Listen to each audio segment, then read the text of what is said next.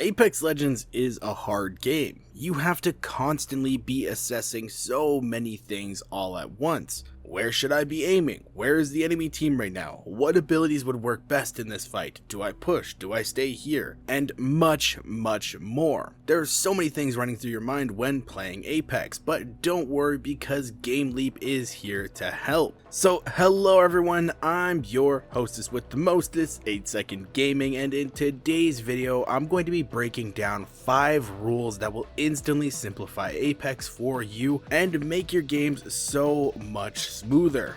But just quickly guys, if you're here, it's very obvious that you want to get better at Apex, and if that's true, there is no better place than the GameLeap website. Over there we have top level coaches creating the most highly informative guides you could imagine. I'm talking legend guides, gun guides, VOD reviews, and we even break down the playstyles of your favorite pros and streamers so that you can see what makes them tick. And guys, those videos are way more in depth than any YouTube video. So if you're looking to get better at Apex and climb into Diamond, Masters, or even Predator, click the link in the description, pick yourself up a membership, or I'll uncream your cheese.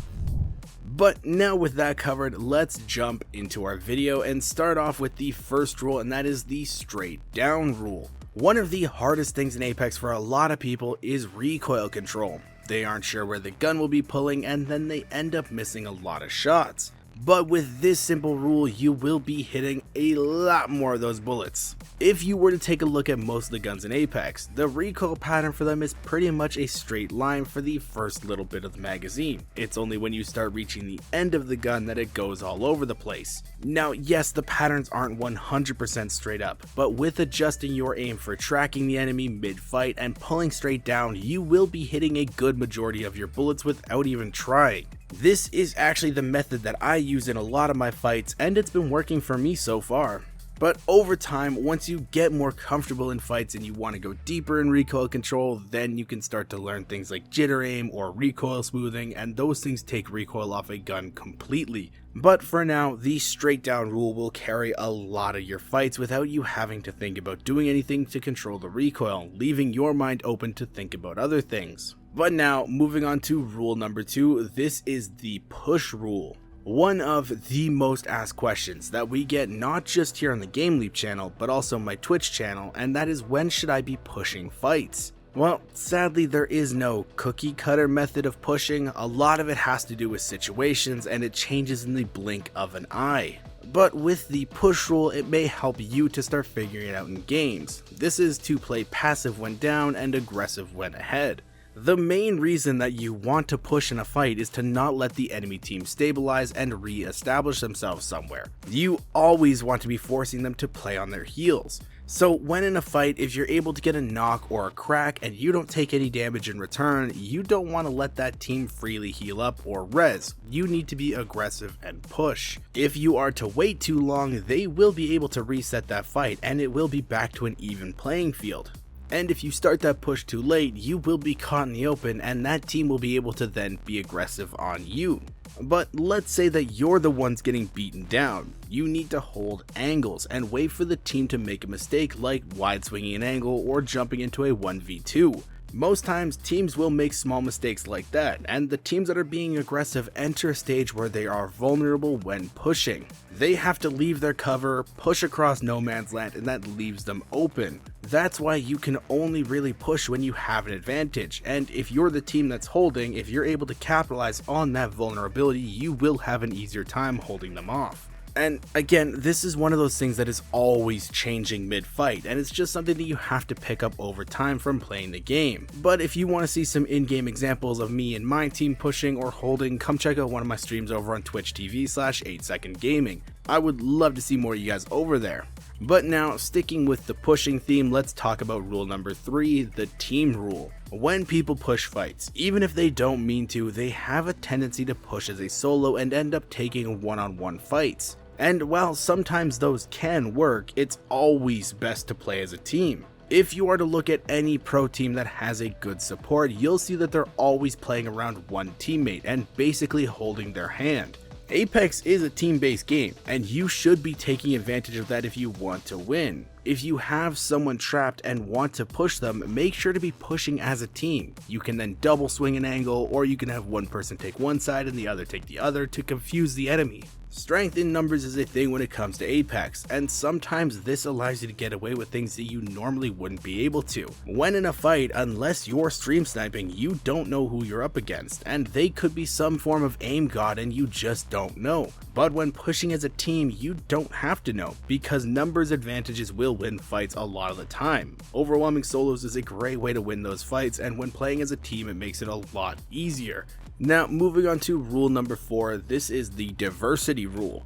Apex has a lot of legends to pick from, and with those legends you have so many options on comps that you're able to run in game. And while a lot of people just default to playing their main and force it onto a team, sometimes it's better to swallow your pride and play a character that's best for the squad. Like, I personally am not a huge fan of playing Gibraltar, but I play him for my team in tournaments and scrims because it's what we need to make things work. He's just a really strong legend and the team needs him. But if you're looking to climb in Apex, you need a diverse team comp that covers all the roles in Apex. Those roles are entry fragger, secondary fragger, and support for those of you who don't know. And you should also be filling those roles with legends that fit your team's playstyle and also are meta. Characters are strong and played a lot for a reason. They make the game easier and help win fights. Trust me, you're not going to be reinventing the wheel when it comes to running off-meta team comps. There are some times where you will get a team of off-meta characters, and maybe it works out for you and maybe it doesn't. But climbing in Apex is all about consistency, and if you're running a solid team comp, that will make you a lot more consistent in your games and make your climb easier.